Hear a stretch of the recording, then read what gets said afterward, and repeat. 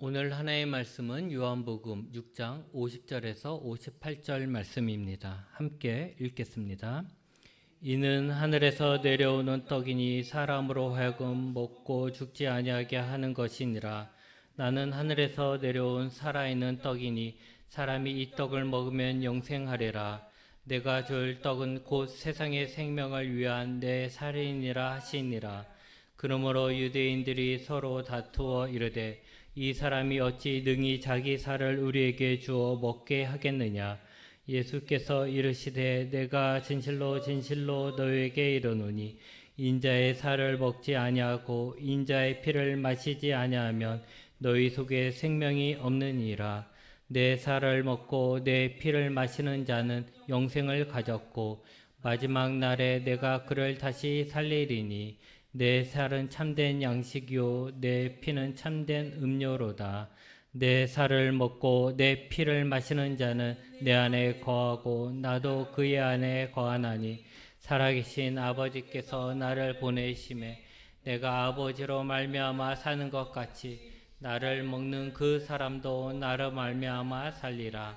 이것은 하늘에서 내려온 떡이니 조상들이 먹고도 죽은 그것과 같이 아니하여 이 떡을 먹는 자는 영원히 살리라.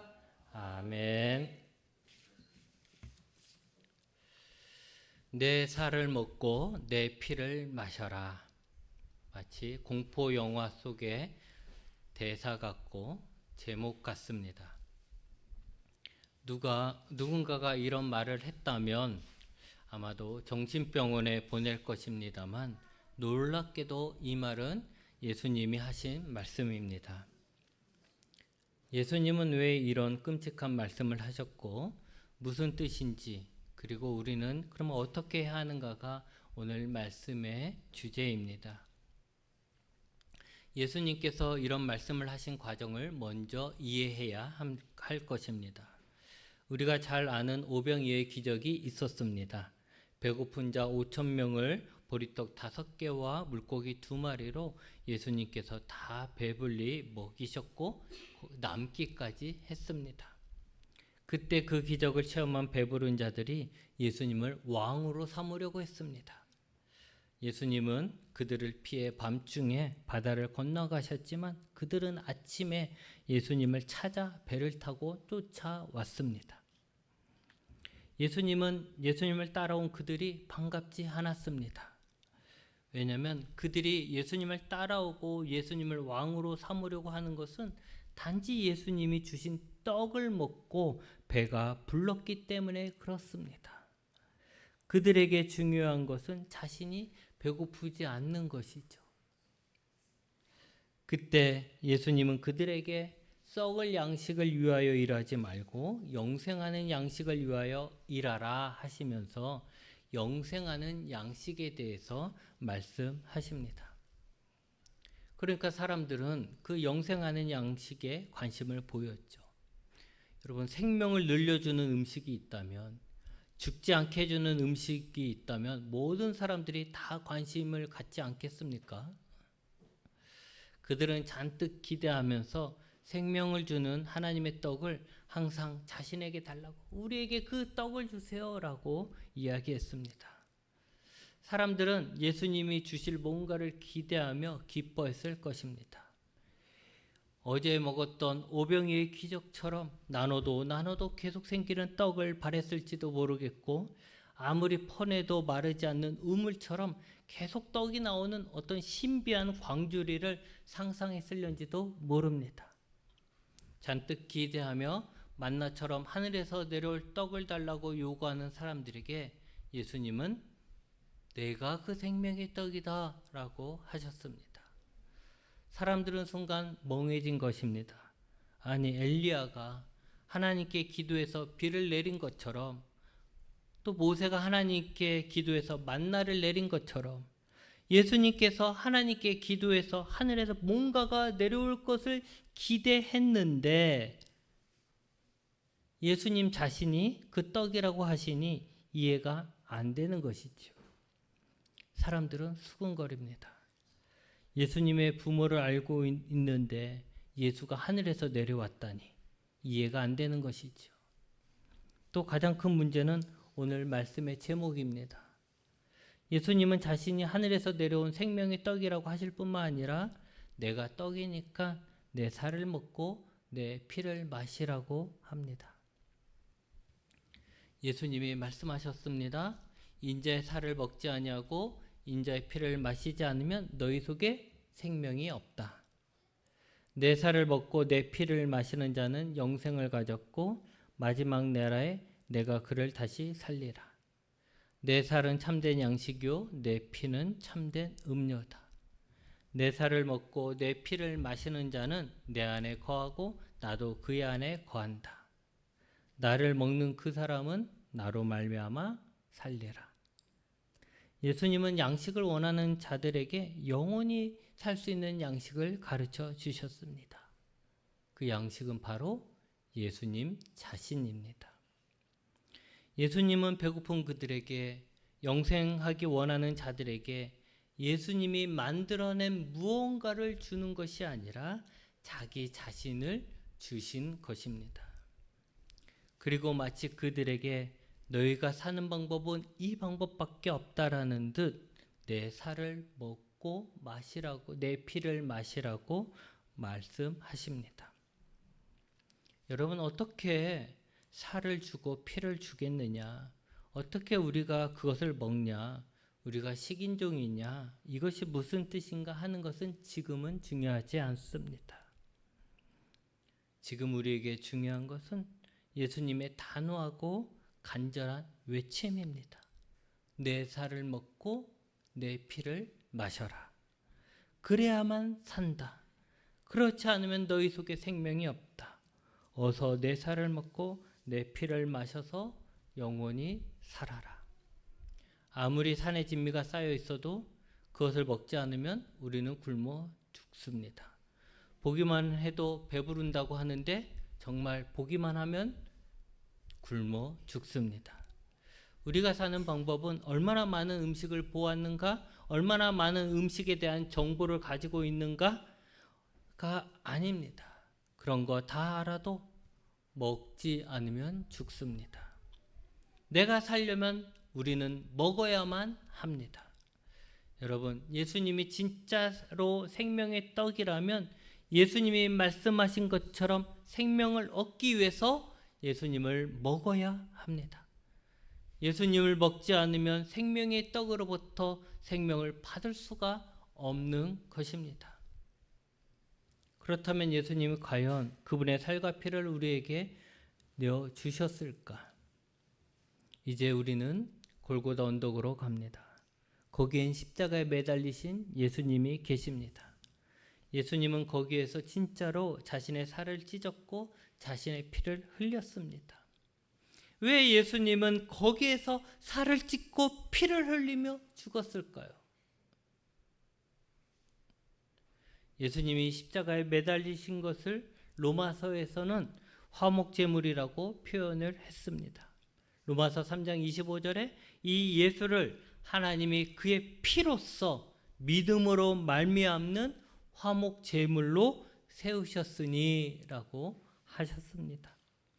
또한 누가복음에 보면 예수님은 잡히시기 전 마지막 만찬 때 제자들에게 자신의 죽음을 이야기하면서 자신을 유월절의 양으로 표현하셨습니다. 예수님은 하나님과 원수된 우리들을 하나님과 화목하게 하는 화목제물이셨으며 죽음을 피해 살 수 있도록 해준 유월절의 양이셨습니다. 여러분, 화목제물과 유월절의 양의 공통점이 뭔지 아십니까? 둘 다 먹는 거라는 것입니다. 화목제물은 하나님께 제물의 기름을 드리고 제사장들에게 일부를 주고 나머지는 봉헌자가 사람들과 함께 그 제물을 먹었습니다. 유월절의 양도 마찬가지입니다. 출애굽할 때 양을 잡아다가 그 피를 문설주에 바르고 고기는 온 가족이 함께 다 뜯어 먹었습니다. 여러분, 예수님은 자신의 몸과 피를 우리에게 주시기 위해서 십자가에 계십니다. 그런데 우리는 어떻습니까? 우리는 그 예수님을 보면서 웁니다. 예수님이 불쌍하다고 웁니다. 예수님의 사랑을 생각하면서 웁니다. 화를 내기도 합니다. 예수님을 그렇게 만든 로마의 병사들, 빌라도, 제사장들, 가룟 유다를 생각하며 화를 냅니다. 그런데 여러분, 십자가에서 죽어가는 예수님이 우리에게 원하시는 것은 무엇이었을까요? 예수님의 죽음을 보고 분노하라는 것이었을까요? 그래서 예수님을 대신해서 복수하라는 것일까요? 아니면 우리가 예수님을 보고 우는 것을 원하셨을까요? 그래, 내가 너희를 얼마나 사랑하는지 이제 좀 알겠느냐라며 만족하실까요? 아니면 예수님이 우리를 구원하시기 위해 죽으셨다는 것을 알고 예수님을 찬양하고 감사하길 원하셨을까요? 아니죠. 예수님이 십자가에서 우리에게 하시는 말씀은 어서 내 살을 먹고 내 피를 마시고 살라는 것입니다. 여러분, 그동안 우리는 어쩌면 십자가의 예수님을 생각할 때 다 구경꾼이었습니다. 우리는 십자가를 둘러싸고 있는 많은 군중 중에 한 사람이었습니다. 우리는 옆 사람에게 수군거립니다. 예수님이 너무 불쌍하다. 예수님은 너무 위대하시다. 예수님은 하나님께 죽기까지 순종하신다. 예수님은 우리를 정말로 사랑하신다. 누군가가 예수님이 왜 십자가에 죽는 거냐라고 물으면 우리를 구원하시기 위해서라고 설명을 할 것입니다. 그런데 누구 하나 예수님이 십자가에서 찢으신 살과 피를 먹고 마시려는 자가 없습니다. 마치 오늘 말씀에 예수님의 살과 피를 먹고 마시라고 했을 때 사람들이 수군거리면서 그것이 어떻게 가능하냐면서 떠나갔던 자들과 다를 바가 없습니다. 여러분, 우리는 십자가의 예수를 보려고만 하지 십자가의 예수를 먹으려고 하지는 않습니다. 우리는 예수님이 주시는 뭔가를 받으려고 하지 십자가의 예수님 그분을 받으려고 하지 않습니다. 우리는 우리의 육체의 배고픔을 채우려고 하지 우리는 우리를 영원히 살리는 우리의 영혼의 양식이 되시는 예수님을 구하지 않습니다. 여러분, 구원을 얻는 자, 영생을 얻는 자는 구경꾼이 아닙니다. 유월절의 양이며 화목 제물이시며 생명의 떡이신 예수님을 먹고 마시는 자가 생명을 가지게 된 것입니다. 이것을 좀 더 쉽게 우리 현실에 적용해 보면 어릴 적부터 교회에 다녀서 예수님에 대해서 잘 아는 사람은 자동적으로 구원을 얻는 것일까요?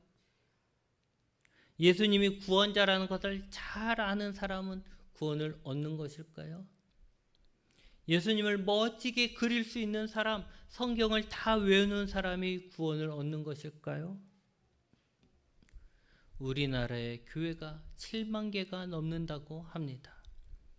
편의점보다 약 3배가 많다라고 합니다. 그렇게 교회가 많으면 자동적으로 우리나라는 하나님의 나라가 되는 것입니까?